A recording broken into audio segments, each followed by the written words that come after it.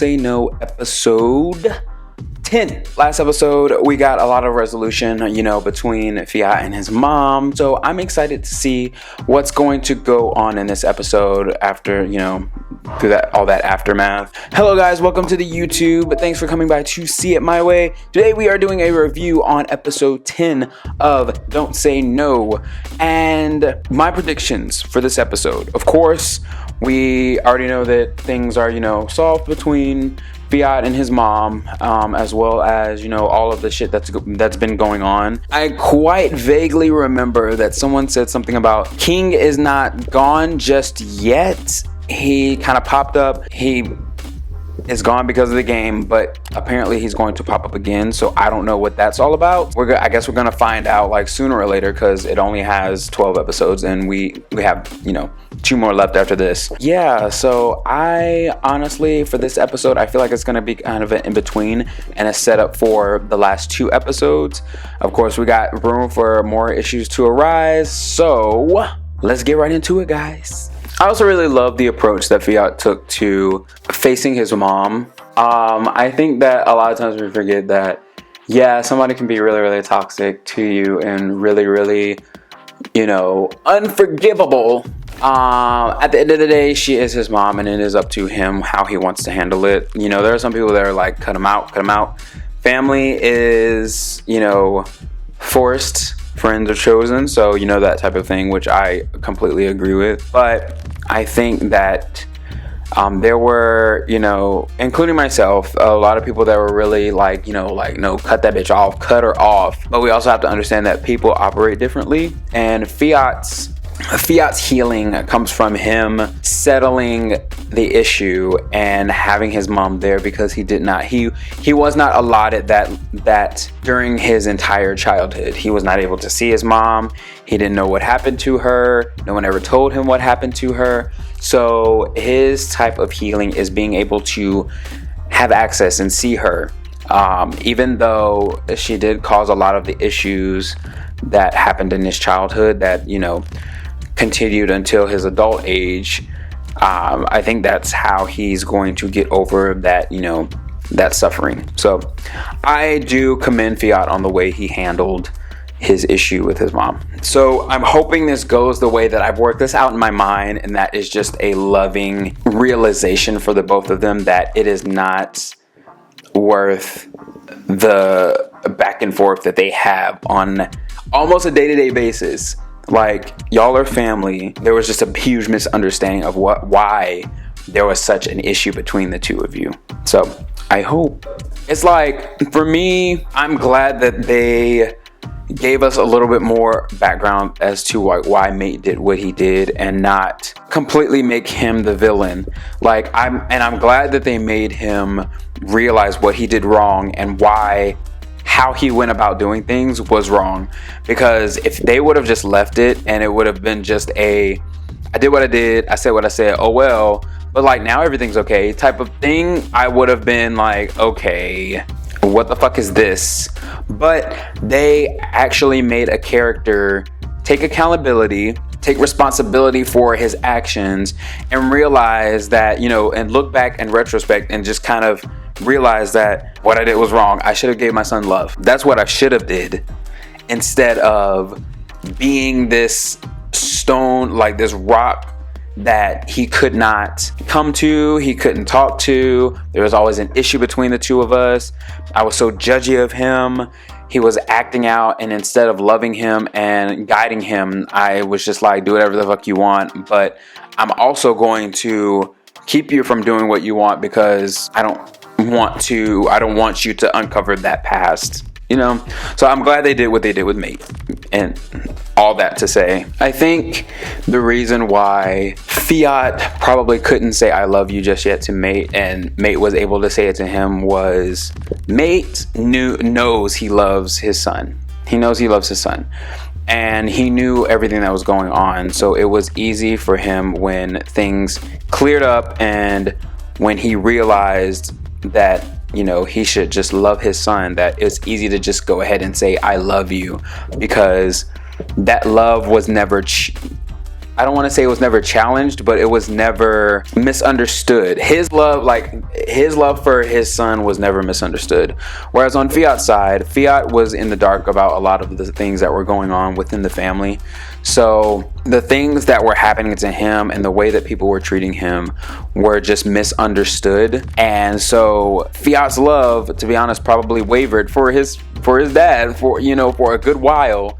So even though things have cleared up and even though everybody's come to an understanding, his body and his mental are still kind of like not used to receiving this love yet. So he doesn't know his body. It's kind of like just a physical response to him receiving love. Like, I don't know how to say I love you just yet. I know I love you, I just don't know how to say it and proclaim it out loud.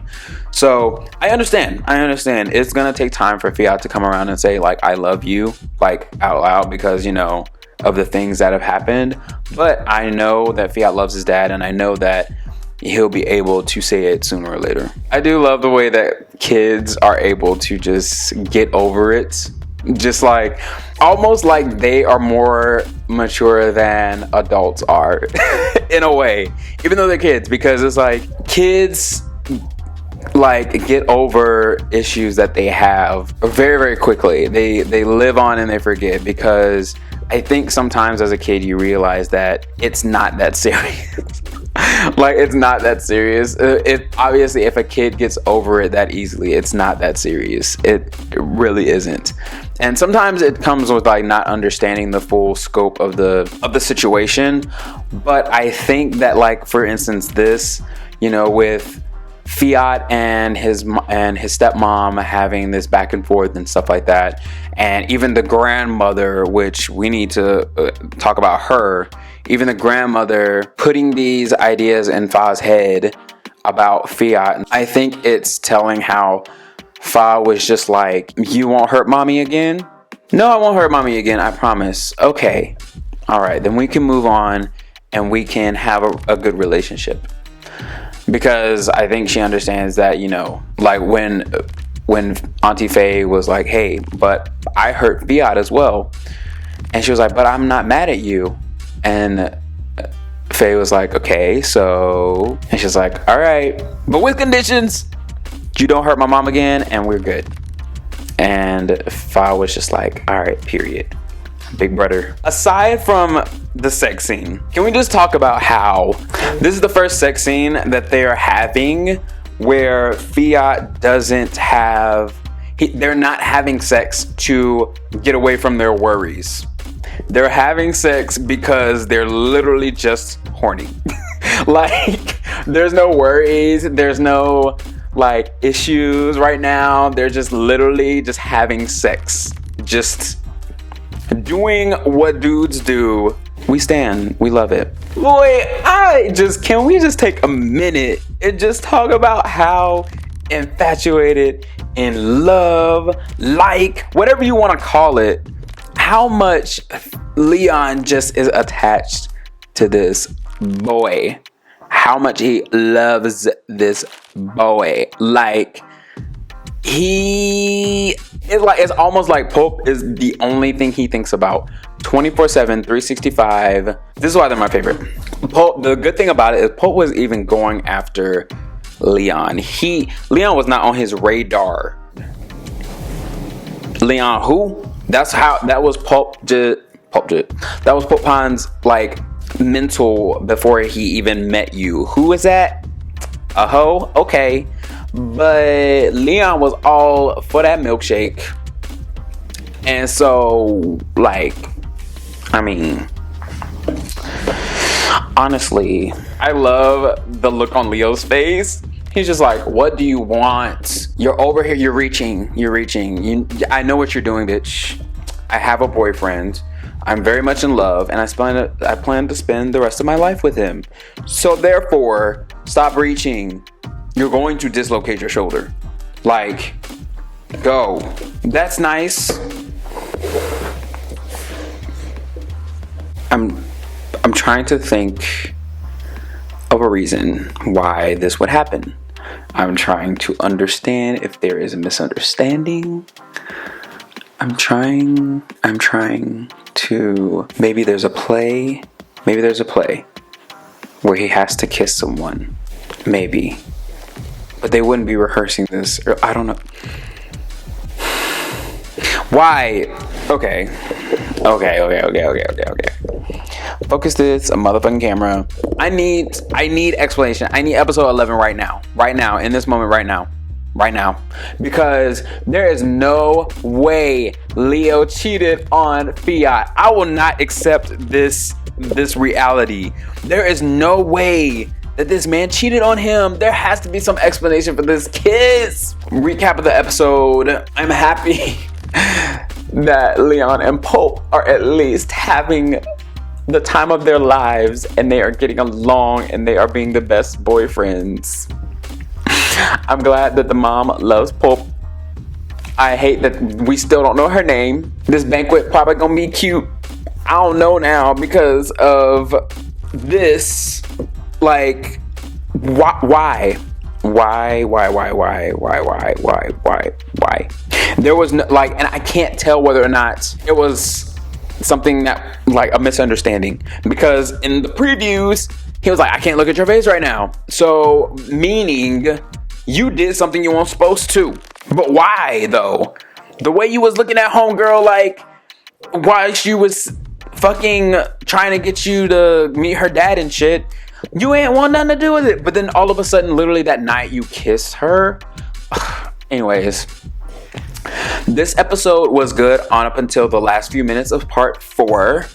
After that, I want to dump it all out of my memory. I don't want to talk about it. I don't want to think about it. I don't want to acknowledge that it exists. So we're not. But guys, I hope you enjoyed this review. If you did, hit that thumbs up button. Also, don't forget to hit that subscribe button, as well as that bell notification so you know each and every time I upload. And if you would like more exclusive content, like early, access to reactions. So, like, for instance, this reaction, basically patrons got to see it about 3 days before, 2 or 3 days before MeMind cleared the reactors to post it on YouTube, which is Sunday.